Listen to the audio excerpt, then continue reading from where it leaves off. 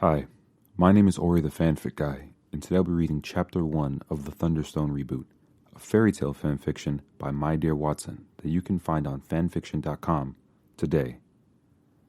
Chapter 1, The Doomed, January 26th, X803. A dripping sound echoed through a small house on the outskirts of Magnolia. The couple living there had been stupid enough to feel safe in a home that was so far away from others. No one had heard them scream that night, or if they had been smart enough to stay away from the house. The dripping echoed again, sounding like a stone thudding against the ground in the silence of the night. All noise from animals and the like had ceased the moment he had come upon the quaint home. Even the wind had stilled, amplifying the sounds that had just been coming from inside. A single man stood inside the home. He took note of how inviting the house must have been to its owners and any guest that stopped by, but that was all ruined by the blood that was splattered thickly on the walls. He also noted that he had conducted overkill on this visit, but his emotions had gotten the better of him. A single silver eye slid over to the mangled bodies that had been breathing minutes before. That eye narrowed at the bloody mess before him, feeling not quite satisfied, his anger not quite quelled. A venomous voice erupted in the house, deep and resounding and bone-chilling. "Fools," he said, as his eyes slid from what was left of the raven-haired man and the fair-haired woman. "Frauds. Pretenders." He was practically spitting acid at them, the anger rising again. He who thought he could cleanse the world, and she who thought she could save it. What a fitting end for you both. The world has been cleansed and saved from your naivety and arrogance. The dripping echoed again. Irritation rushed through his entire body at the sound interrupting him. With remarkable speed, a bandaged hand shot out from under a tattered navy blue cloak and grabbed onto the handle of a long sword embedded into the wall. He finished tearing it through the mess of flesh belonging to the black-haired man. The torn body slipped with the sickening sound of spilling organs and blood and hacked flesh splattering against the floor. It landed near the woman's body, whose mouth and eyes were opened wide in terror, blood marring her once cute and porcelain face. Irritation continued to pulse through the man. He was angry that it had come to this conclusion. He was enraged that neither of them had an inkling of who they were and what they had done. There was almost no satisfaction in killing them now, but he'd be damned if he was going to continue to let them live. There was absolutely no way he was going to let them have some ridiculous happy ending. That was not going to be how things ended. "You both deserve this," the slicing and deadly tone taking over the house again. "Somewhere, deep in your core, you know who you were, and no absurd, magical reversal of curses or reincarnations were ever going to protect you from me. No matter where you ended up, or what names you took, your debts were always going to be at my hands. Zoref Dragneel, Mavis Vermilion, this was always your destiny." With one last look upon the bloody mess, he turned and walked out of the house. A bright full moon shone down upon him, and the cold air of winter filled his lungs, seeming to calm him down instantly. He pulled out an old cloth and wiped down the sword until it was shining in the moonlight. Once he saw the sparkle of light on the blade, it disappeared from his hand, returning to the equip space he had summoned it from. He walked further from the house, snow crunching under the man's black boots. He glanced, only once, back at the small house, seeing the front door now swinging in the cold wind that had returned.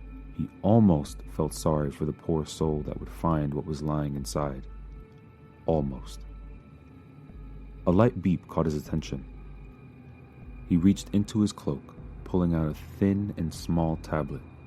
He slid a bandaged finger across the smooth screen, bright light erupting from the device. He then pressed down on the tablet again, and a hologram popped up above the screen. Yes. His voice was back to its usual calm indifference. While he was still irritated at the unsatisfied feeling pooling in his stomach, he wasn't going to let that ruin everything that was being set into motion. He would soon be over any emotions that the dead brought him. He had more important things to focus on. "Master, I have eliminated the noble house you gave to me," a hooded figure said. "Good. Have you heard from the others?" 3 and 4 have completed their missions. 2 and 5 have reached their destinations the last I heard from them. I have yet to hear from the others.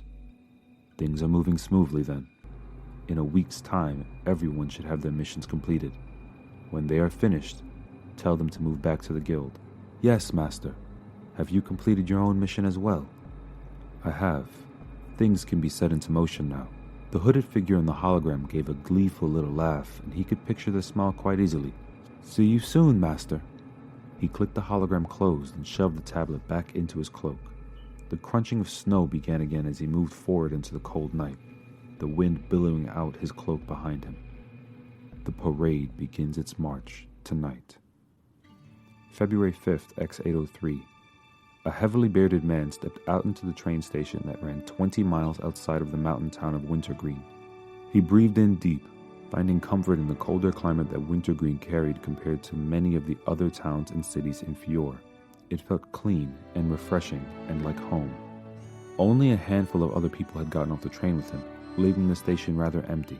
He looked around, figuring he'd easily spot the pair that would be there to pick him up, though a scowl soon appeared on his face when he realized that his ride was nowhere to be seen.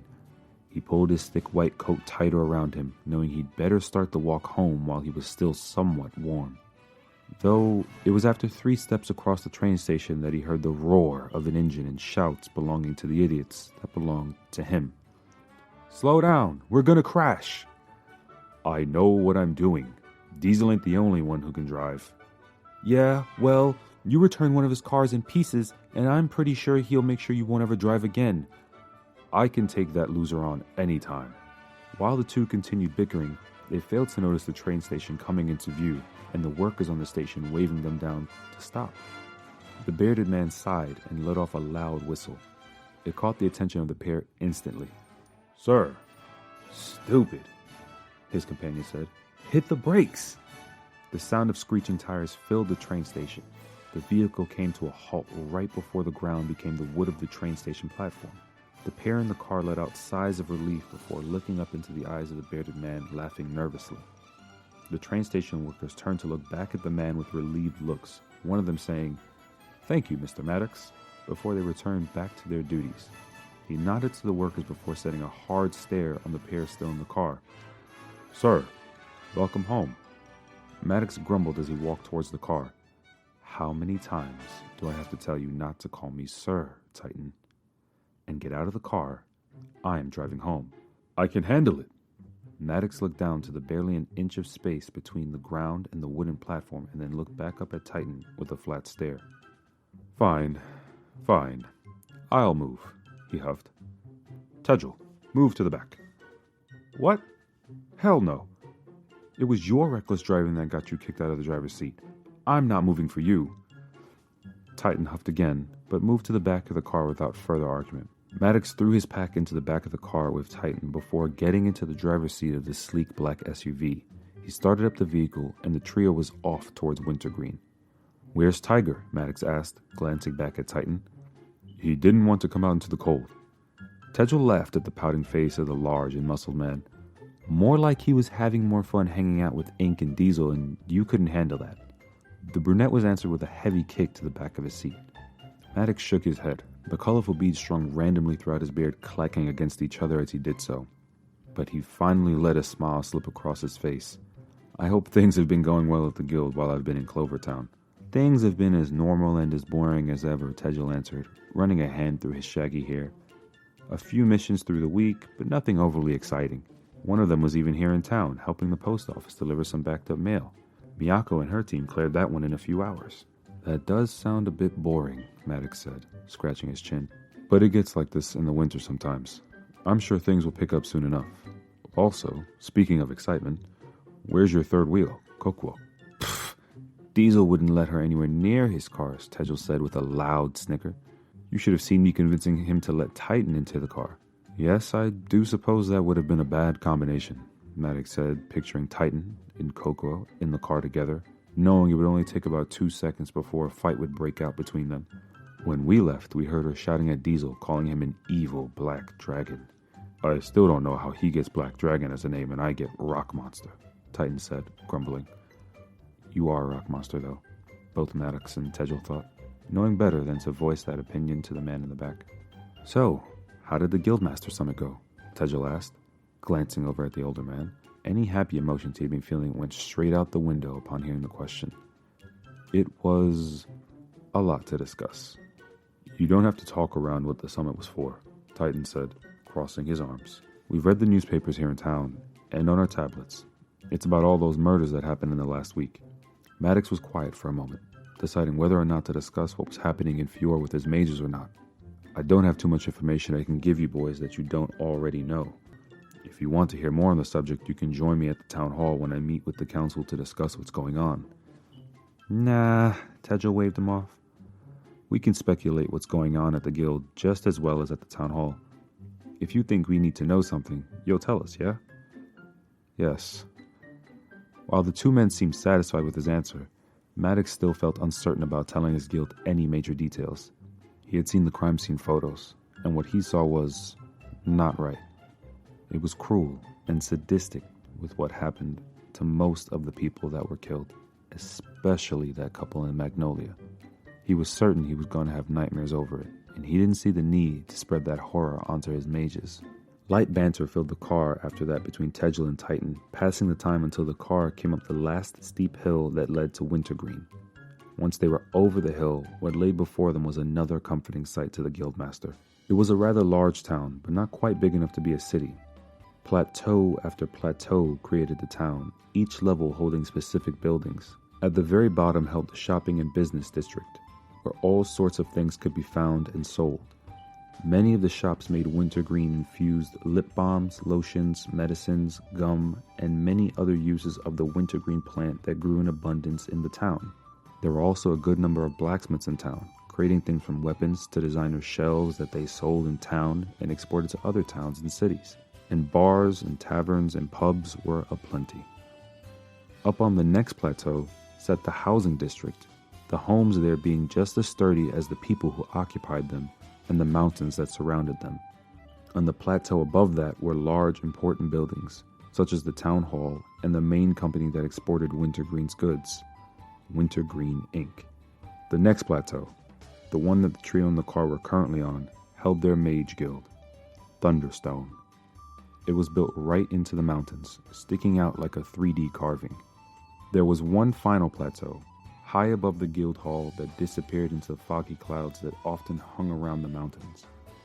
This area held the battle arena that was used during the spring and fall festivals for S-Class and A-Class exams. Since it was midday, the town was bustling with activity, people moving around their homes and down in the shopping district.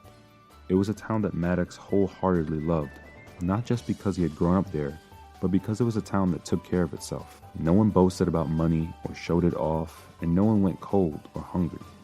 Everyone cared for one another, and everyone did their part to make the town run like a well-oiled machine. Even the council was made up of townspeople, rather than having a single person, like a mayor, running things. "Welcome home, sir." Maddox smiled, deciding to let the sir go this time. He was home, even if where he had come from and what lay before his path was news he'd rather not know about. Everything felt okay in that moment, because he was home. This has been Chapter 1 of the Thunder Stone Reboot, a fairy tale fanfiction written by MyDearWatson. My name is Ori the Fanfic Guy. Please like and subscribe.